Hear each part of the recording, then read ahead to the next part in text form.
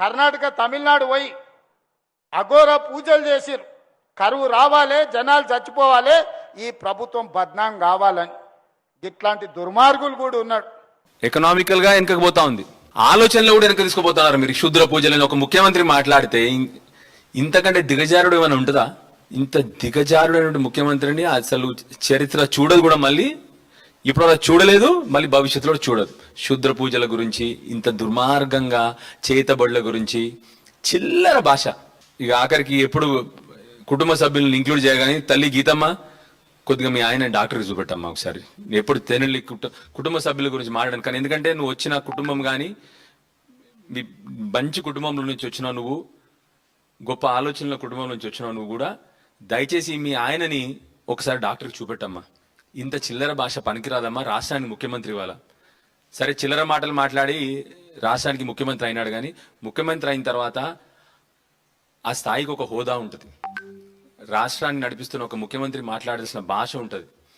దయచేసి తల్లి, నిన్ను రిక్వెస్ట్ చేస్తా ఉన్నా, ఆయన భాషలో మార్పు తీసుకురా, ఆయన ఆలోచనలో మార్పు తీసుకురా.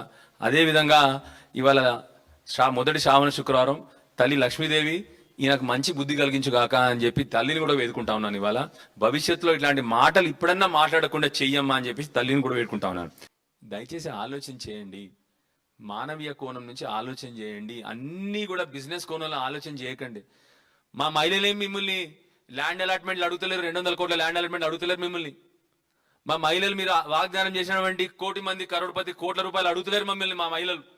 మా మహిళలు అడుగుతుందల్లా మిమ్మల్ని, అయ్యా నువ్వు వాగ్దానం చేసిన 4,000 కూడా కాదు, ఆ 2,000 రూపాయలని అని చెప్పి అడుగుతా ఉన్నారు. ఎంత బాధ అండి. ఇప్పుడు మీకు చెప్పిన కదా, దీంట్లో బీడీ పెన్షన్ల గురించి చెప్పిన లేదు, ఇంకొకటి వృద్ధాప్య పెన్షన్ కూడా లేదు. వృద్ధాప్య పెన్షన్ కూడా లేదు ఈ కాలంలో.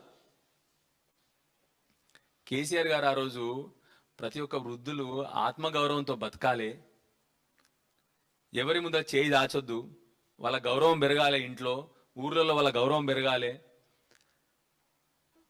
4 మందులు కొనుక్కోనికో ఛాయ్ దానికో వాళ్ళ దగ్గర పైసలు ఉండాలని చెప్పేసి కేసీఆర్ గారు 2,000 రూపాయలు ఇస్తే, ఇవాళ ఈ కాలంలో కనీసం వృద్ధాప్య పెన్షన్ కూడా పెట్టలేదు. 3 సంవత్సరాలు నిండింది ఇప్పటికి. ఈ 3 సంవత్సరాలు ఒక్క పెన్షన్ ఇవ్వలేదు. ఇప్పుడు భవిష్యత్తులో ఈయన ఇచ్చే ఈ నెల తర్వాత ఇస్తా అని చెప్పినటువంటి పెన్షన్లలో కనీసం ఈ కాలంలో వృద్ధాప్య పెన్షన్ లేని కూడా లేదు. వృద్ధాప్య పెన్షన్లకు ఎన్ని వచ్చినాయి తెలుసా ఫామ్స్? అంతకుముందు పెట్టిన ప్రజాపాలన ఫామ్లలో 11 లక్షల మంది పెట్టుకున్నారు. ఏమైతుంది 10 లక్షల మంది కొత్తగా ఇస్తే పెన్షన్లు? 3 లక్షలు తీస్తే ఆల్రెడీ 10 లక్షల కొత్త పెన్షన్లు ఇస్తే ఏం పోయింది? కేసీఆర్ గారు 45 లక్షల మందికి 9.5 సంవత్సరాలు కంటిన్యూస్గా ఇచ్చారు కదా కేసీఆర్ గారు. ఆ రోజు కరోనా వచ్చినా, 2 సంవత్సరాలు కరోనా వచ్చినా కేసీఆర్ గారు ఒక్క రోజు కూడా వృద్ధులకు పెన్షన్ ఆపలేదు, కిడ్నీ పేషెంట్లకు పెన్షన్ ఆపలేదు, మా బీడీ కార్మికులకు పెన్షన్ ఆపలేదు, ఎవ్వరికి పెన్షన్ ఆపలేదు కేసీఆర్ గారు. అరే నీకు కొత్త పెన్షన్ నీకు ఇప్పుడు ఏమీ లేదు కదా, కొత్త పెన్షన్ నీకు కష్టమైంది, ఓ కొత్త పెన్షన్ నీకు కష్టమైంది. వృద్ధులకు పాపం మానవత్వం లేదు నీకు, అసలు మంచి మనసు లేదు నీకు ముఖ్యమంత్రి గారు. మీకు కేవలం బూతులు, ఆ శుద్ర పూజల చిల్లర మాటలు, ప్రజలకు మంచి చేయాలన్న మాత్రం లేదు. ఏం పోయింది పాపం? పెద్ద మనుషులకు 2,000 రూపాయలు ఇస్తాయి. ఇప్పుడు నువ్వు చెప్పిన 4,000 వద్దు, ఓ ఇన్పియాలి. ఈయన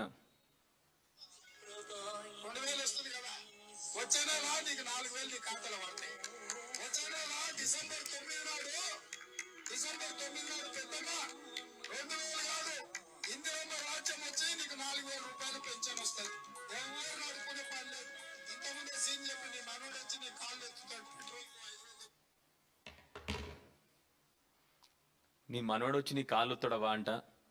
ఎవ్వరు అడగకు. డిసెంబర్ 9వ కాలం నుంచి 4,000 రూపాయలు ఇందిరమ్మ రాజ్యంలో. ఎన్ని డిసెంబర్లు పోయినాయి ఇప్పటికీ? ఎన్ని అబద్ధాలు అసలు. ఏ రేవంత్ రెడ్డి ఏందో కానీ ఆ అబద్ధాలు రేవంత్ రెడ్డి బెస్ట్ ఆయనకి. అసలు అరాచకము, అబద్ధాలు. ఇంకా అజ్ఞాని కూడా, సారీ, శుద్ర పూజలు ఇవి మాట్లాడుతున్నాడు కదా, అందుకొరకే అజ్ఞాని కూడా. ఏం పోయింది? వృద్ధులకు పాపం 11 లక్షల మంది పెట్టుకున్నారు. ఓ 2,000 రూపాయలు పెన్షన్ అడుగుతా ఉన్నారు. 4,000 అమ్మా పెద్దమ్మా తీసుకోకి ఇప్పుడు పెద్దమ్మా అని మొత్తుకుంటువి. 2,000 రూపాయలు పెన్షన్ కూడా లేకుండా, ఫామ్ లో అది కూడా లేకుండా చేసినాడు ఇవాళ. ఇంత దరిద్రం ఏంది అసలు నాకు అర్థం కాదు. కేసీఆర్ గారు ఆనవాళ్ళు తీసేస్తా అంటే గివేనేమో పెన్షన్లను తీసేసి ఆయన జేబులు వేసుకుంటాడేమో నాకు అర్థమవుతలేదు.